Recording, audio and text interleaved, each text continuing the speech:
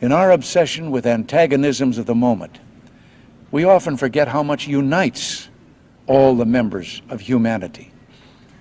Perhaps we need some outside universal threat to make us recognize this common bound.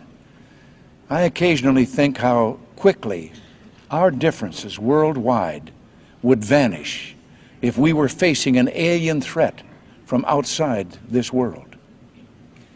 And yet, I ask you, is not an alien force already among us?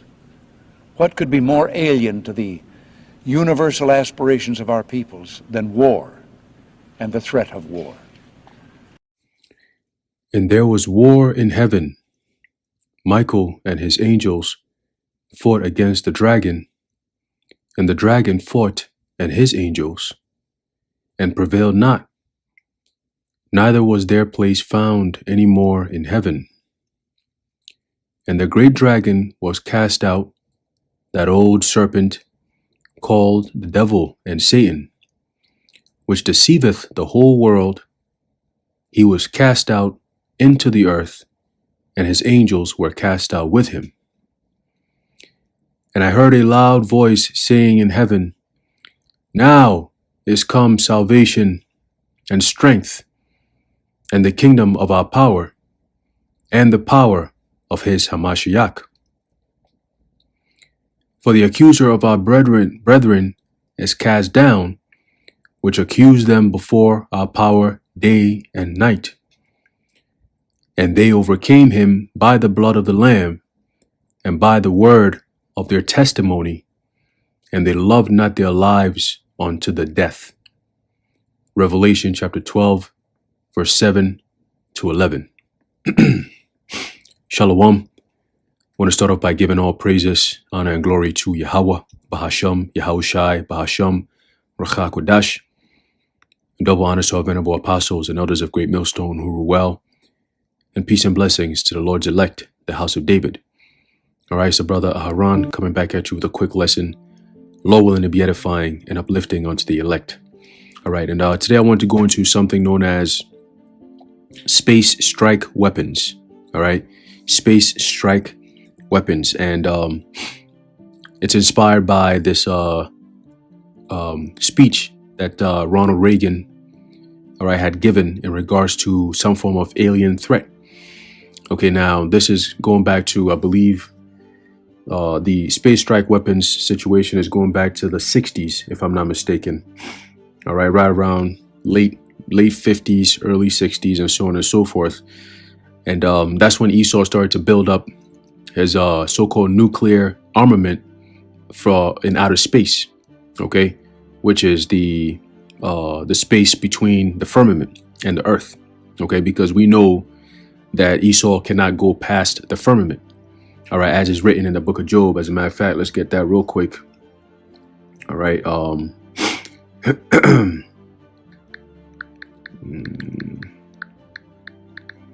right, there's the book of Job, chapter 14 and verse 5. It says, Seeing his days are determined, the number of his months are with thee, thou hast appointed his bounds that he cannot pass. Right. So ultimately, Esau comes up with these ideas of going into outer space and going into the moon and onto Mars and so on and so forth, which we know that that's all a fabrication and a lie.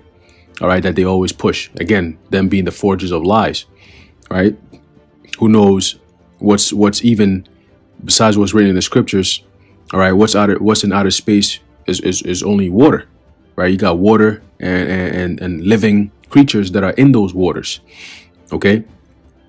And the only thing that divides that water from above and water from below is the firmament. You know what I mean? But Esau, all right, has this mindset that he's just going to go above and beyond the bounds that the Lord has created for him. Okay, he has his dominion over the earth, and that's it. You see, and he has that power. All right. And what has he done with it? Complete wickedness and destruction. Okay, so now that the truth came out, okay, 1960s, right, early 60s, right, starting from Elder Abba Bivens, okay, there was a strong vibration that befell the earth. Okay, there's a strong vibration that went throughout the whole entire earth, and that sent shockwaves through Esau's system. Okay, so now they had to, act upon that shockwave, and that's why they came up with this concept of what we have now as the so-called Space Force. Okay, a Space Force. Remember, I always say, ain't no war that's going on in outer space. All right, if you want to go against Russia, Russia is right here on Earth. If you want to go against China, China is right here on Earth. Okay, now you have intercontinental ballistic missiles that can get to these places within minutes. So what business do you have creating weapons in outer space? You know what I'm saying? Who you going to be fighting in outer space? All right. Well, we know who they're going to be fighting, as we just read in Revelation, the 12th chapter. Again, it's a prophecy. Whether they know it or not, they have to act on it because it's a prophecy that happens. And it happens between the powers of heaven, which starts with Yahushua and the rest of the angels, Michael and the rest. Okay. And Esau and his powers. Okay, so whoever Esau is going to be in these last days, they will be working towards that war, that intergalactic war. All right, we don't see the so-called Arabs doing that. We don't see the so-called Africans doing that. We don't see the so-called Chinese doing that. All right, it's a top of the top, which is the so-called white man. He's the one who's behind creating some form of outer space weapon, because he knows that the Heavenly Father's son, Yahushua, is going to be coming from outer space. Okay, he's not coming alone. As is written all throughout the scriptures, he's coming with an armada, okay, a heavenly host, and it's going to be overpowering, and we're going to get that. All right, but before we do so, let's read a little bit about the space strike weapons. All right, and I believe I've done a video on this before. It was on some of my old channels. They got taken down, but so we're going to revisit that. All right, so it says here, space strike weapons, conventional nuclear laser beam, or any other type of space-based weapons intended to hit objects in space, in the Earth's atmosphere, or on the Earth's surface, and also those based elsewhere to hit space objects. Okay, now typically you hear the news, or NASA, right, the fraudulent agency known as NASA. All right, they always talk about, oh, there's some asteroid coming towards the Earth, and then they're gonna try to, deflect it so it doesn't come over the Earth and it doesn't hit the Earth, and so on and so forth, which we know that's all BS.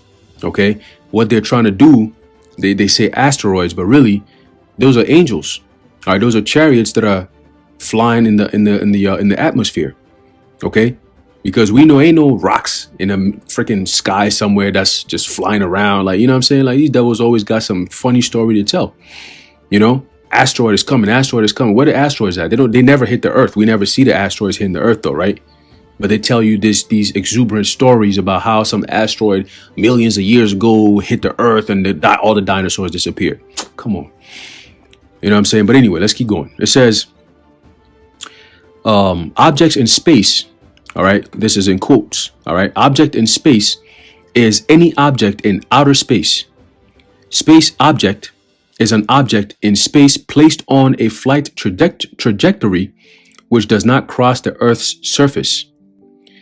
Space strike weapons are a new class of arms whose parameters and target orientation make them offensive. Okay, they're going on the offensive, right? That means that they're fighting against something that's coming towards the Earth. Okay, it says they are ready for immediate use and almost instantaneous operation, since they work automatically. So now you can take that time that they created this weapon, or these weapons, and you fast forward to 2025 with the whole life form of so-called AI. What kind of weapons do they have in outer space right now? See? So continuing, it says, in a very short time span, they can selectively, but on a mass scale, destroy targets located at great distances. See that? The range of these weapons is global. Okay? The range of these weapons is global. All right, the whole Earth. It says, stationed in near Earth orbits and equipped with a maneuvering system, they pose a danger to all states. right? And states could mean conditions, right? When you're in a condition, you're in a state. All right. It says space strike weapons can be a component part of ABM systems. Okay. Maybe it says select. Let me read that again. It says space strike weapons can be a component part of ABM systems, may be used to destroy the other side's space facilities, including early warning satellites, or to destroy targets in the atmosphere and on the Earth's surface. Okay. Target together with strategic offensive arms, space strike weapons sharply increase offensive potential, creating the capacity to deliver a first strike in the hope of avoiding retaliation. In the hope. Okay? So what happens when you shoot your so-called offensive, your sharply offensive potential strikes, right? When you shoot them shits, right, delivering the first strike, and your hope of retaliation fails, then what? Then what? Because these things they pack a punch. So if anyone gets hit with these and they don't die, you know what they're gonna come down with, right? Let's keep going. It says the idea of developing space strike weapons has been propagated in the USA beginning in the late 50s. Here it is, we're in 2025. In the late 50s, they were already preparing for some form of conflict in the heavens. Okay? And at that time, ain't no China and Russia about to start going to war in outer space. No. In the 50s, they knew exactly what time it was, because it lines up perfectly with not only this truth coming out, but also that encounter they had with that story, going back to the Black Jesus story. Remember what he said, right? He said the disdain that these people have for him is so strong, he's going to leave. But in the future, very near future, he's going to come back. And there's going to be a lot of men. He said men are going to become just like him. We're going to have those men are going to develop spiritual power just like him. Okay? And what they're going to do is they're going to come in and institute righteousness upon the face of the earth. So there's going to be a war for that to happen. So you don't think these devils took that seriously? Remember, a lot of this information is so-called classified information. Okay? Because if the public was to know about it, they'll panic. You see? But the Lord, he already revealed it to his men. All throughout the scriptures, it's all written in there. You see? It says the USA was the first country to develop anti-satellite weapons, which was in 1959. In early 1960, around where the truth came out, right? Again, sending that shockwave through their system. All right? They saw, oh shit, the people that we had as slaves are here talking about their deliverance. They're here talking about somebody's going to come from outer space to come and deliver them. Like, what is this? We need to take this seriously. Because guess what? Around that same time, you had a lot of chariots coming around and buzzing around the White House, all right, the Capitol building, all right, and a lot of these military bases that have their so-called nuclear facilities. Okay, so it wasn't like everything the men of the Lord was saying, starting with in the 60s, was matching perfectly with what Esau was actually witnessing. See, so they had to do something about that. Like, okay, well, what these men are saying and what we've encountered, it makes perfect sense. You know what I'm saying? And of course, they've seen, you've had so-called pilots and astronauts, all right, that have came out and even said that they encountered beings that came from these so-called these so-called UFOs, which are chariots. And when they saw them, they said, damn, these men, tall black men. That's what they said.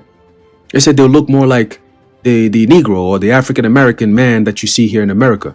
But these men are they're very tall. He said, easily past 7 feet. Some of them 10 feet tall, and they look like they're here for war, is what he's saying. What is what they say. There's a clip. I don't know if I still have it on my phone. If I do, I'll put it in post-production. And this man was frightened. And the lady was interviewing him, asking him, so what did you see? And he said, they were black people. They were black. you know, and they were coming off these ships, and my God, you know, they were tall and black, you know.